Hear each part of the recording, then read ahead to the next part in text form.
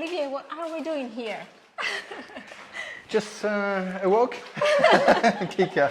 Actually, we are pressing the grapes in order to facilitate the fermentation process. So once the grape is pressed, we will put it into the tank, and with the starter we did last week, it will facilitate all the fermentation process. And that's it's a dance. How they did Wine dance. How they did the fermentation for 1,000 years.